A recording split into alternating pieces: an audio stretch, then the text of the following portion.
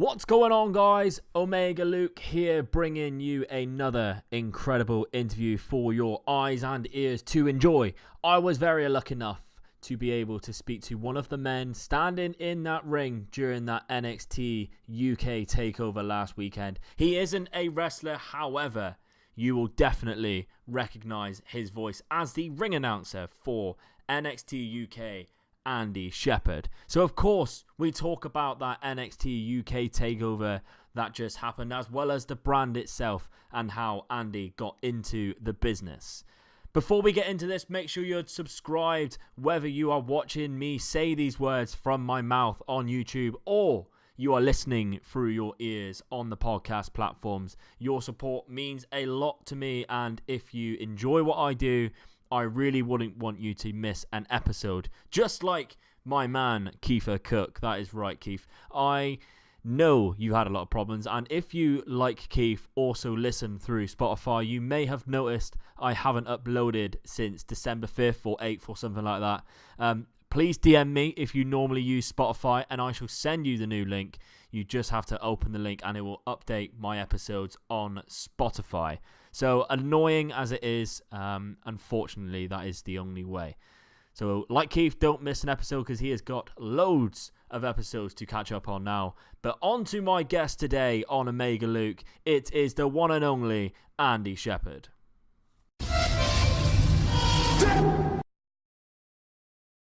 Hey guys, this is going to be very weird for my guest today, as for a change, he is actually the person being introduced to the audience. It is the WWE NXT UK ring announcer, Andy Shepherd. Andy, how are you doing today? I am very, very well, Luke. Thank you so much for having me on.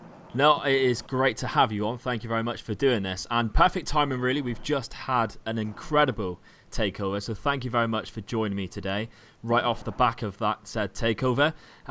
Which we're going to get to later on, don't worry, but I'm very excited to have you on and sort of put you in the spotlight today instead.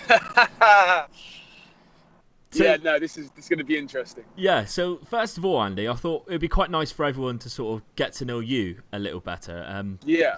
Did you have any other sort of TV jobs before NXT UK, as in like presenting something, or is this always something that you wanted to do before?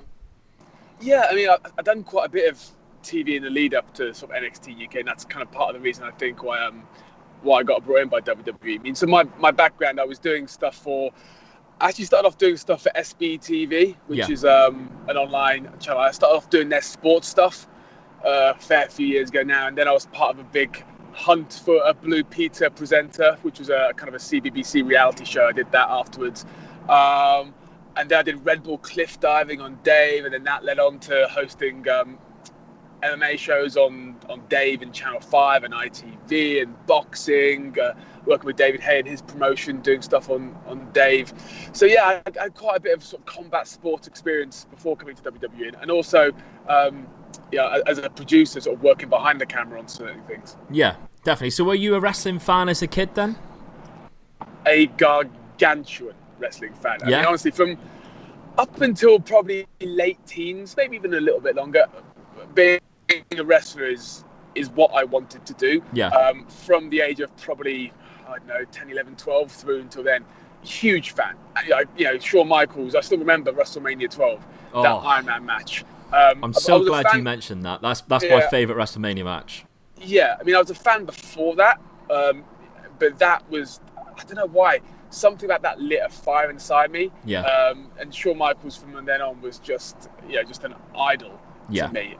So yeah, in short, a gargantuan wrestling fan. That's really good to hear, actually. So it's sort of like quite a good thing for you. Was it like sort of an aspiration, whether, when it got to a point where you realised you weren't going to be a professional wrestler, but you were working in the TV industry, is that something that you thought, I'm going to try my hardest to get somewhere on WWE TV? I'll be honest with you, no, not really, because when I was doing my TV stuff, or still do my TV stuff, the Bama things, working for WWE wasn't really a thing. They're this big, huge American brand, and I'm obviously based here. So I thought, unless I made the move to the States, it would never happen. How'd that really work? Yeah. And it was only when I actually worked with WWE over here. I was producing a sketch for James Corden's Late Show, and I started talking to a couple of the producers backstage and sort of built up a relationship with them. And I just hosted a boxing match for David Hay, and I had a few things which were kind of WWE-esque sort of backstage bits and little bits which I thought could kind of relate to WWE. And I thought, do you know what? This is a real long shot, but why not just send my stuff in? So I kind of asked around, found out who the right person to get in touch was, and sent my stuff through it. And that's kind of when the ball started rolling, and I started conversations with people like Michael Cole and Tom Phillips. And this is before the UK stuff happened. It was sort of that summer. And, we had some good conversations, and they were saying very nice things. But again, I wasn't really sure, how or where I would fit in. Would I have to go straight to the States to do things or what? Yeah. And then out of the blue, just December 2016, I think it would be, I got a call from Michael Cole telling me about the UK things and would I be interested in coming in and doing some stuff with him. And of course, I jumped at the chance. Yes, because that was the very first UK tournament.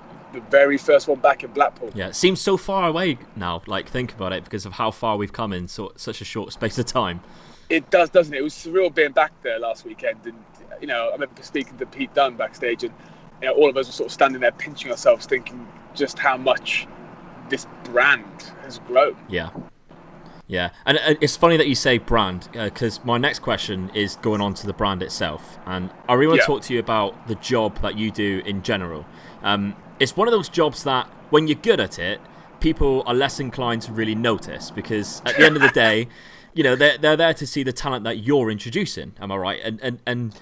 But when you're bad at that job, people will notice immediately. And I went to a local show, and the ring announcer was really dreadful, and it was like a huge talking point with my friends, and we never seen that guy again at the next shows at the local show. So do you feel it's like a lot of pressure every time you go out there to make sure you don't make a mistake and balls it up, sort of thing? Do you know, I actually remember I remember hosting one of David Hayes' comeback fights on Dave, and at the time that was one of the biggest things I've ever done. In excess of 1 million people, maybe 2 million people watching, and that for me was scary. That was a big thing. And I remember you're trying to sort of mentally work your way through this, and you're completely right. Our jobs as hosts, as ring announcers, as presenters in this kind of sporting environment, it's not about us. It's about the athletes. It's about the superstars. So our job is just to go out there and make them look better and to communicate the stories and bring it all to life. So really, when you're trying to just manage your own kind of nerves and stuff, it's like, just don't mess up. Just don't make a complete hash of this. Obviously you want to do as well as you're good and you want to be incredible, but really set your bar at, just don't be really, really bad. And hopefully that'll be enough that you can kind of just do your job. So that's what I kind of tell myself. You just try and manage your own fears and nerves by being like, do you know what? Just go out there and don't be completely rubbish, or hope you don't be completely rubbish. So that's kind of my mindset going into stuff. Of course, I want to excel and I want to be the best at whatever I do. But really, as you say, just if people don't notice what you're doing, that's probably a good thing. Yeah, definitely. It's like a referee as well. If a referee makes a mistake, it's the talking point. But if he doesn't, no one notices. The one thing I've been a massive wrestling fan for a long time, but the one thing I've learned since working with WWE and NXT UK is just how important the referees are. They are crucial to everything that goes on. Yeah, definitely.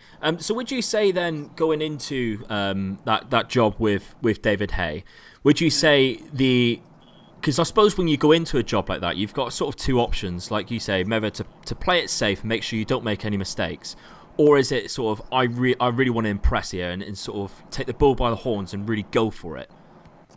I mean, of course you want to take the bull by the horns and really go for it, but again, our jobs as hosts and presenters is not to go out there and start juggling and doing backflips and stuff. That's not our job. Our job is to communicate what's going on. Our job is to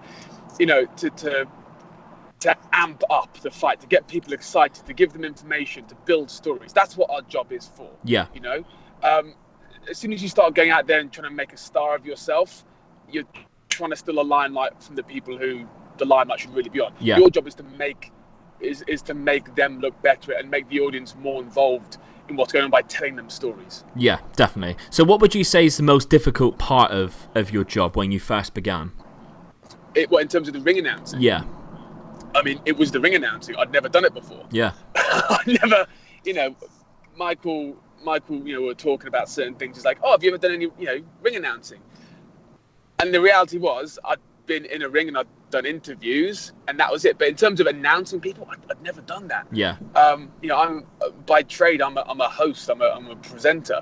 When you think of announcers, they you think of people like Bruce Buffer and those kind of people who are big and showy. Yeah. I'd never done that before, so it was just learning to get the tone right, Yeah. And that really just, I had some really good people there taking me through things and sort of giving me some tips.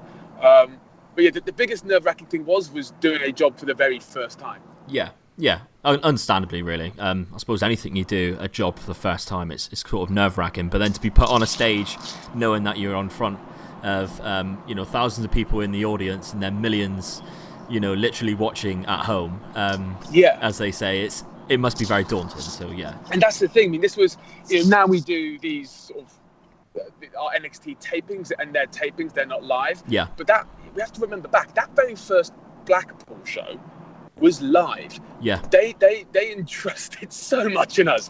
Two nights of live action across the WWE network with a whole host of talent that they'd never used before. Yeah. I mean, that when you look back now, that's a huge kind of gamble, but it's paid off evidently. Oh, definitely. I mean, it's huge now. Would you say you have to do a lot of research before each show?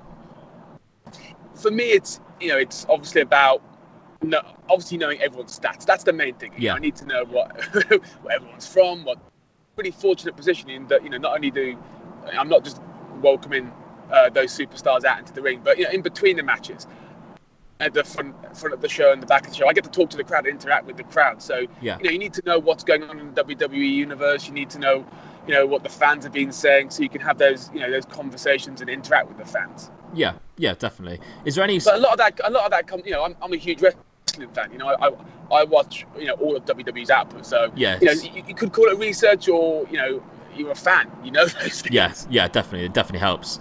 Would you say there's any advice that you would give to someone who's like who would like to do that sort of job, like a master of ceremonies or ring announcer, that sort of thing? I mean, first of all, go and get the reps in. There's no better way to learn than go and do it. Yeah. So look for whatever opportunities you can, and I know when I was starting out, speaking in front of a crowd terrified me. Yeah. Absolutely terrified me. So I think getting in front of a crowd and getting used to speaking in front of people definitely makes it easier. But really, if whatever you want to do, if it's being a presenter, a ring announcer, whatever, going out and getting that experience at whatever level you can is really crucial. Yeah, definitely. Well, we've delayed it long enough. The elephant in the room, NXT UK Takeover, just happened this past weekend as we're recording this. In my eyes, was a huge success. I absolutely loved it. Better than what I even expected it to be. What were your opinions of it, Andy? I mean, it was mind-blowing. It was surreal being back in that venue where we were almost 2 years to the day launching that brand. And when we launched that brand, we were told certain things. They wanted to grow this thing into a UK brand. They wanted to make a weekly TV show. Yeah. But 2 years ago, did we think those things were going to happen? We hoped they were going to happen. And of course, it took a while for those things to materialize. And the weekly show only really launched, I think it was in October. We got our first episodes aired, but it's been supercharged. And then to be there and to have what many people are calling the hottest brand in wrestling at the moment, doing their first takeover was incredible. And the fans are really what make that show. Yeah, that was people insane. People are tuning in from around the world, and not only are they talking about the NXT UK superstars, but they're talking about the fans. I mean, the chants that you guys come up with, the Zach Gibson chants. I mean, of course, one of the biggest headlines coming out of TakeOver was the "Are you watching Vince McMahon" chant? Yes. And that's not something that people can script or people can try and drop into a show. That was completely organic, and that was by the fans, and that is why NXT UK is, the fans are such a big part of success. Yeah, definitely. I mean, the reactions that they were given when certain things happened were just insane. Yeah. Like you said, the chants were pretty special. It's almost like your job to sort of hype the fans up before either went really successfully or wasn't even really needed because they were so buzzing for this takeover. That's it. I mean, I've really got one of the best jobs going. That I get to go out there, I get to interact and talk to all the fans in that room, and at every show we've done, at every NXT UK taping we've done, and particularly this past weekend because it was something so special. The fans were just on fire from start to finish. That takes a lot of energy. Yeah. People, I look, the energy in that room was just incredible from start to finish. Yeah.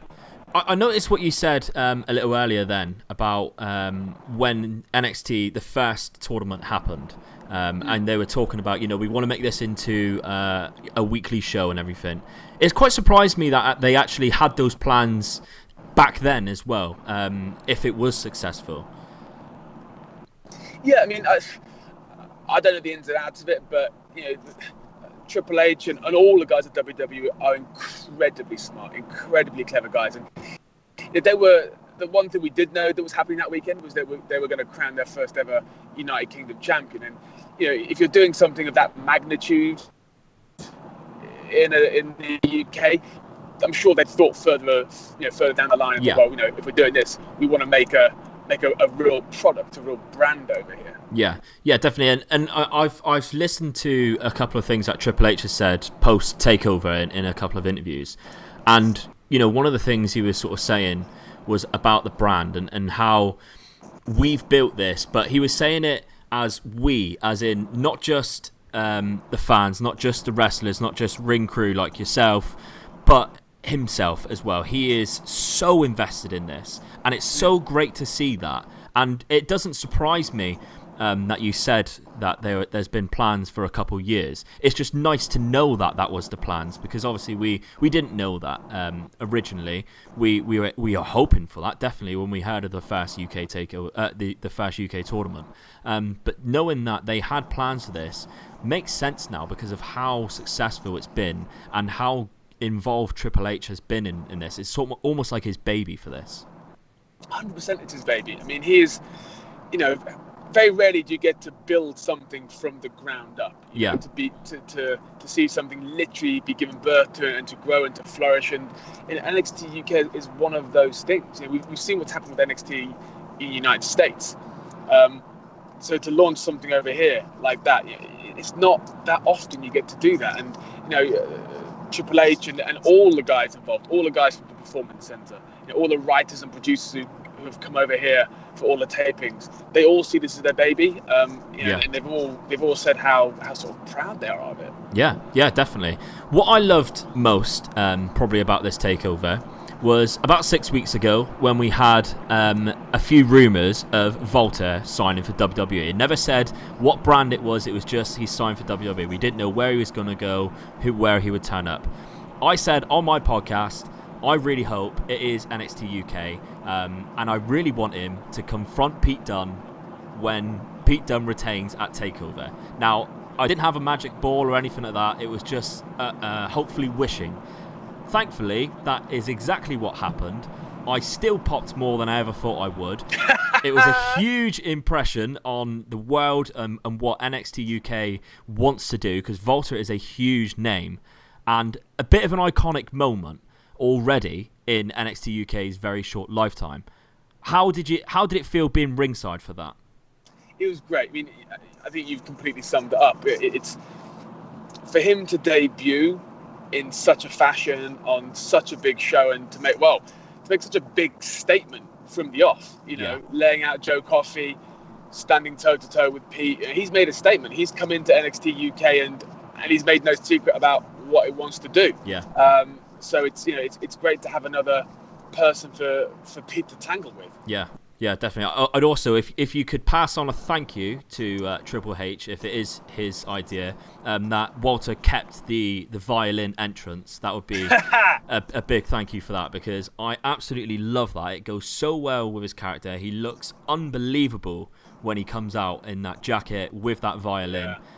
So sort of intimidating, and stood next to Pete. I mean, Pete Dunne's not a small guy. We all know that. Pete's not a small guy. But Walter is different level big, isn't he? It is very, very frightening. So it's almost like, I mean, I love NXT UK already. Once I seen that, I sort of didn't know what to do with myself. I was just so excited, and now I cannot wait for what we get to see next. So that's great. That's amazing. We also had one of my favourite main roster guys, Mr. Finn Balor, give us a bit of a surprise entrance for poor old Travis Banks. Were you aware this was going to happen before? Are you given sort of the heads up of this information to prepare for it, or is it a surprise to you as well?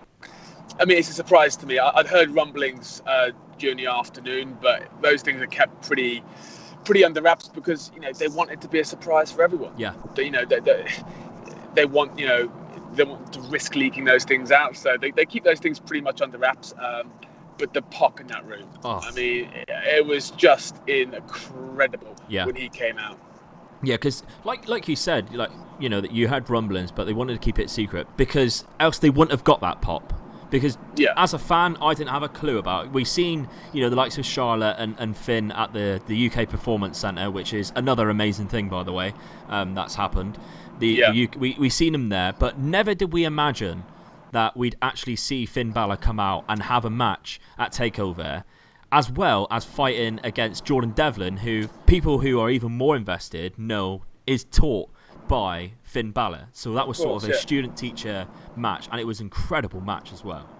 Yeah, and it's those things where you don't want those things to leak out. You don't want people to find out, not because you're trying to keep a secret, but because you know that when you're sitting at home or when you're sitting there in the Empress Ballroom and you discover what's happening, when you hear Finn Balor's music drop and you hear him come out and confront Jordan, you want everyone to feel that same sense of excitement. And if rumours had started circulating earlier in the day, or if people had dropped hints, you're not going to feel that. You'd be half expecting it or half thinking it was going to happen. So that's why these things, it's good to keep things under wraps because you want everyone to feel that emotion. Yeah, definitely. I also seen yourself get unfortunately involved in one of these matches, sat there minding your own business at ringside. I did notice that. Eddie Dennis, I think it was, stealing a chair. The big man Eddie Dennis. I tell you what, when he wants your chair, you give it to him. Yeah. And sometimes he doesn't ask. Sometimes he just takes. And I mean, he truly lobbed me across the length of that entire ring. He is a big, strong boy. Yeah, definitely. What do you think about the obviously quite famous chant for TakeOver? Are you watching Vince McMahon? You touched on it earlier. What do you think about it in general? Do you think it will have a big effect going forward? What, that chant, or just people realising that this is a brand to watch? Both, really, because like you said, it's made like quite a lot of news. Vince McMahon even tweeted out himself, which is quite a big thing because he's not exactly active on social media all the time. So for him to say that and to notice it is a huge thing. And people who maybe didn't get to check out TakeOver, NXT TakeOver, and maybe who aren't big fans of it, or maybe just haven't watched it, because I think if you watch it, you'd be a fan. But maybe just haven't checked it out yet. They're seeing that and thinking, oh, hold on, what am I missing here? Yeah, I mean, we're doing this for the fans. Yeah.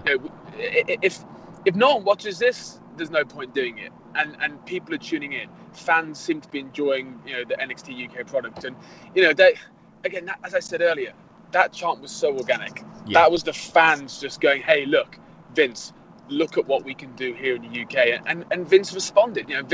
Vince is watching. Vince is seeing this. And Vince is, hearing that the fans are liking what they see, which is great, because again, this is entertainment, and entertainment is made to be watched and enjoyed, and people are evidently watching and enjoying. Yeah, 100%. Do you have a favourite match or moment from the TakeOver? I mean, the whole thing, top to tail, was incredible. I mean, the top of the show, Mustache Mountain coming out, those guys just get an incredible pop. Yeah. And Trent, great way to start off the show. Yeah, and I remember Trent coming out, and I'm making the announcement, and Trent is literally eyeballing me from the stage, just pumping me up.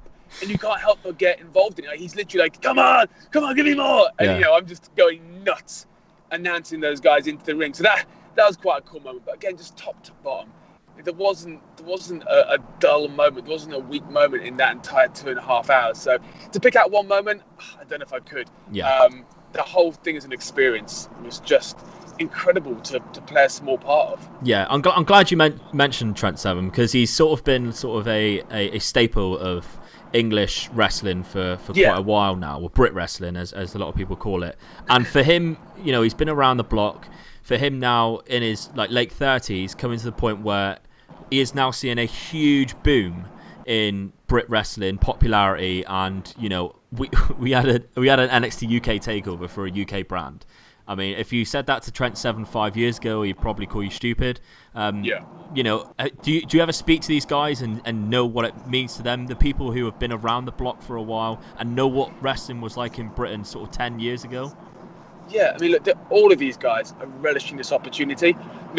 Trent, everyone. Most of these guys have been on the circuit for in excess of a decade. Yeah. A lot of these guys have been on there for running around for 15 years plus. They know what it's like for there to be no industry here in the UK. They know what it's like to only have a handful of shows to go to. They know what it's like to not be able to make a living doing what they love doing.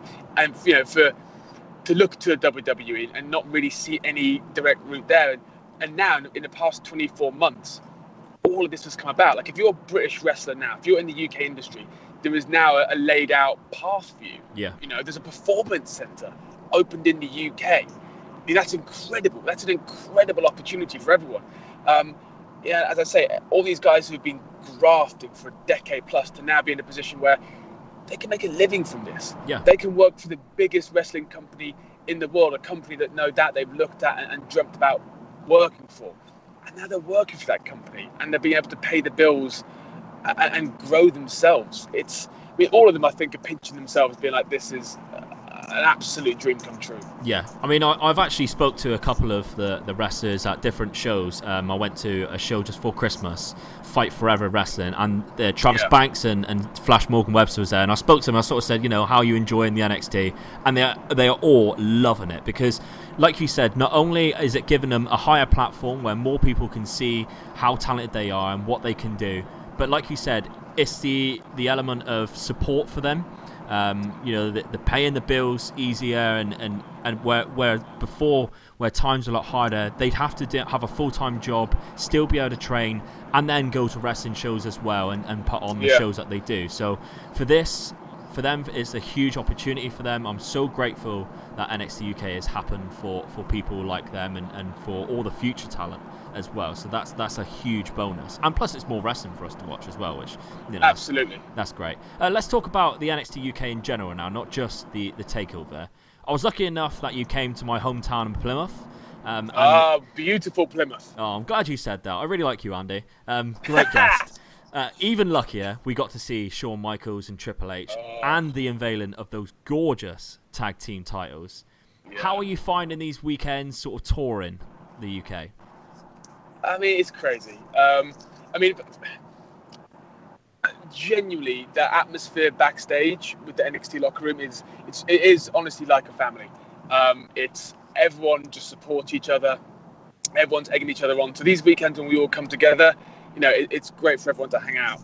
And it's a bit surreal because, as I said earlier, Shawn Michaels, an absolute hero of mine, to, be spending the weekend in Plymouth and, to look across and see Shawn Michaels standing there, giving people advice, seeing him working, seeing him, dishing out his incredible words of wisdom it's surreal. Yeah. Again, I always look back.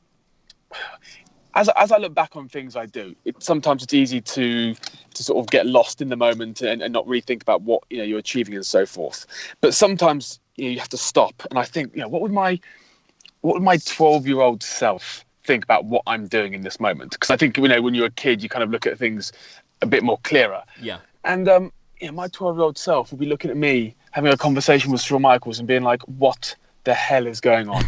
It would just be blowing his brains. It blows my brains, even now. These weekends we have taping these shows are, they're fantastic. Yeah, I mean, the fact that Shawn Michaels chucked the Sweet Chin Music in my hometown of Plymouth is I can't believe it still to this day. It feels like it was a dream, really, to have seen that. And a lot of people were very jealous once they heard about it. I couldn't believe what I was seeing. I mean, again, I'm sitting there. Shawn Michaels, an absolute hero of mine, and he's stepping into that ring. He's doing that.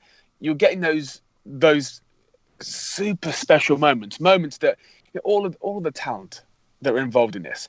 In 20, 30 years' time, they're going to stop and look back on their careers. And there are those moments they're going to look at and be like, oh, my word, that actually happened. Yeah. And no doubt that Shawn Michaels moment with him and the British Strong Star Boys just sitting there pulling the poses. It's just incredible. That was brilliant. Yeah. I have a Patreon member, the lovely Courtney, who wants to know what your favourite part of the UK shows are. In what sense? What favourite part? So when you're doing the shows, what's your favourite part of the whole weekend that happens? For me, I love going out there and talking to the audience. For me, I get to announce the matches and so forth, but it's the little bits in between which are great. I get to go and talk to the crowd. I get to amp you guys up. All those things are great. When you can feel the energy from the crowd, you can feel how hyped everyone is. You can feel how excited everyone is. That for me is incredible because I'm feeling the exact same way. Yeah, I'm a fan. I'm sitting there with one of the best seats in the house, and when everyone comes together and just starts going nuts, that for me is just, it's incredible. Yeah, until there is an Eddie Dennis match where you are no longer allowed your seat. Exactly. I didn't know what to do. He stole my seat, and then I was like, "I'm not." Kneel. Well, yeah. What am I doing? Because I don't want to stand. Because I'm going to block people's views. I do a little half squat on the barricade to keep out of people as well. And I was like, Eddie, can I have my? No, okay. I'll let you finish the match. Yeah. You carry on hitting Dave Mastiff with my chair. Yeah. I've also got another question, quite related to another wrestler. When you have a card with Zach Gibson on it, knowing that he takes the mic, introduces himself and James Drake if he's there, do you feel robbed of the opportunity of getting to introduce him, or is it an ideal Leicester remember situation? Do you know what? He's not actually cut me off yet. He's actually let me... No, he's not. I think he's cut off Greg Hamilton in the past, and he's done some stuff with the SmackDown guys. Yeah. But for me, he's always let me get him into the ring thus far. I'm sure that may well change as things go along. But no, Zach has very kindly thus far let me welcome him to the ring. Are you a Liverpool fan, Andy? Is that something, maybe the reason why? Maybe, yeah, maybe. Or maybe he's just got something planned to really upstage me at some point in the future, and he's letting it build towards that. Who knows? Yeah. Who knows with Mr. Gibson? He's always got something he's plotting and planning. He is awesome. I absolutely love Zach Gibson. How great of a feeling is it when the crowd repeat "one fall" as loud as they can after you say it? Because I notice when I'm watching you do it, you smile every time. Oh, it's amazing because you know when they do that, they're just hyped for the match. It's all these feelings. Again, my background is hosting TV shows, so it's normally me and a camera. And so these moments with NXT UK and WWE, and when I'm standing in that ring, you're getting an instant reaction from the crowd, and when they react to something like that, you can't describe that feeling. No, I can imagine. Now, before a show starts up, is also your job to sort of get the crowd rallied up, like you said, before the cameras sort of go live. Do you find it a difficult thing to do at all? Or is that sort of the easiest thing, really? Man, it's because the crowds are so hyped for these shows, it's not the most difficult job in the world. Yeah. People are...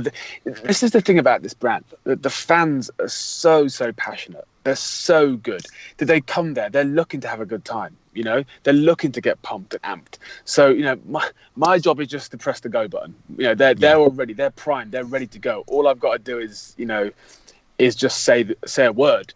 And they want to have fun, which is great, which is, again, why the atmosphere around these shows is so unique. Yeah. I think as well, I've got a lot of American listeners and people on Twitter I speak to are American, and they can't believe the English crowds and how amazing the English crowds are. And I always tell them the same thing, which I'm going to say to you now is probably the reason why you probably understand it as well, to be honest, being from this country. But we never had things like this when we were growing up and forever. We never had it. We had a pay-per-view in SummerSlam 92. I was born in 92, so I couldn't be there, unfortunately. But you were preoccupied. I was preoccupied, being born, being given birth to. Yeah. and we are starved of this, but we've seen it all before. So it's very strange for us having this feeling now that we get this, and I think that's the reason why we're so pumped and so amped for it. Absolutely, yeah. I mean, we want this, but also, the other organisations over here, like Progress, have done in terms of cultivating, the atmosphere and cultivating these fans over here. You go to those shows and everyone's just pumped, everyone's chanting, and the foundations that have been laid have been incredible. And NXT UK is just an extension of that. Yeah, definitely. Okay, then, quick few questions, because I know we're sort of running out of time here. Who do you think will win out of Pete Dunne and Walter, in your opinion? Oh, that's a tough. I mean, I don't know if. Those guys have faced off before, I know, on outside of NXT UK. But if we're looking within NXT UK, Pete Dunne hasn't faced anyone like Walter. Walter is a whole different beast. He brings a whole new set of challenges. That's going to be an interesting one. I mean, you can never bet against Pete Dunne. He's done so much in this company already. He's a standout performer who raises his game each and every time. But man, Walter he is just a beast. So never bet against Pete Dunne. But right now, looking at roster, if anyone can do it, Walter might be the man. Yeah, definitely. I think even people who are unaware of Walter can have realised that Pete Dunne is in trouble here. I think that's definitely the situation. It's not going to be easy work for Pete, that's for sure. No. Do you have a favourite announcer from the past? Maybe a Howard Finkel or a Tony Chimmel?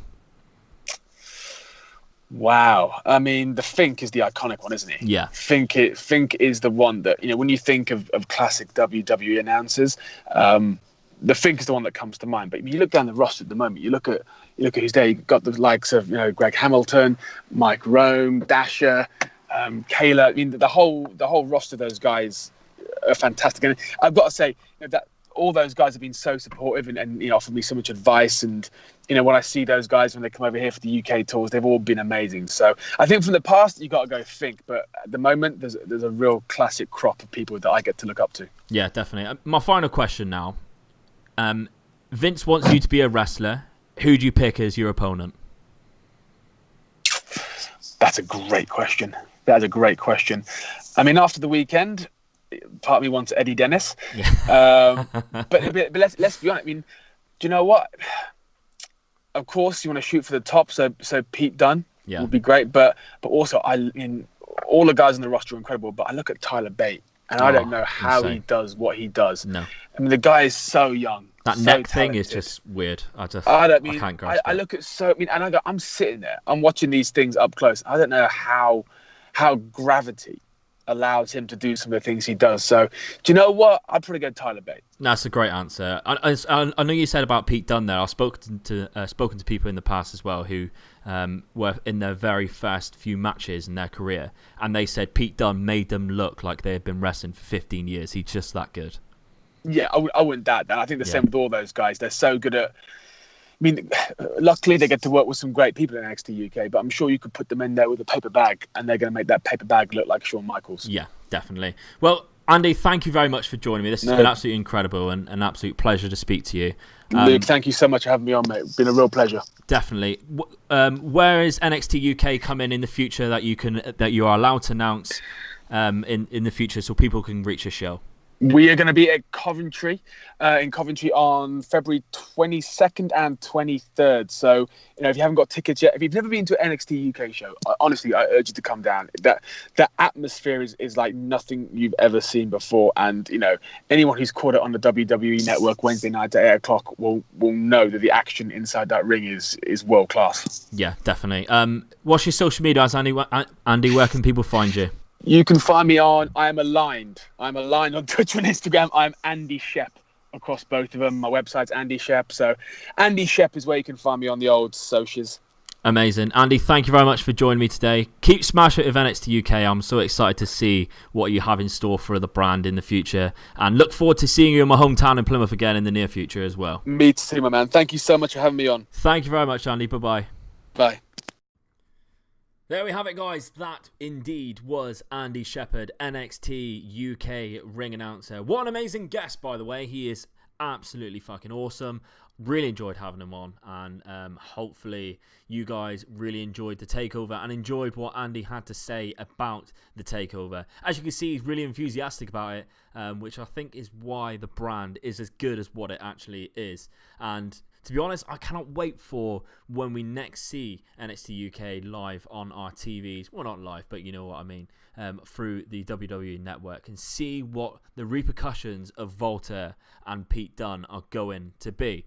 But thank you everyone for listening to this episode. I hope you enjoyed it. Like I say, let me know on Twitter or in the YouTube comments if you are watching through YouTube what you thought of what Andy had to say, and if you're enjoying having these very unique guests that I'm having on recently. Just like last week, obviously I had Jazz on, the current NWA Women's Champion, and the week before, of course, how could anyone forget the incredible Darby Allin episode? If you haven't seen them yet, you may want to go check them out. They are very, very good. Of course, we are just a few days away now from the very final episode and the very final match of the Fantasy Booking League. I will finally have my Fantasy Booking champion. Who will it be? We will find out very, very soon. But if you want to challenge the title holder, like I said, on an episode of a fantasy booking match, then you need to DM me, you need to contact me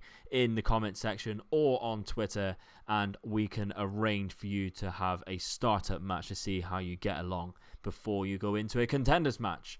So we shall see how that goes. But thank you everyone for listening. Make sure you're all subscribed. Drop a like on this video if you're watching on YouTube as well. 5-star rating review if it's iTunes or any other podcast platforms. That would be amazing. But goodbye everyone, and good night. Bang.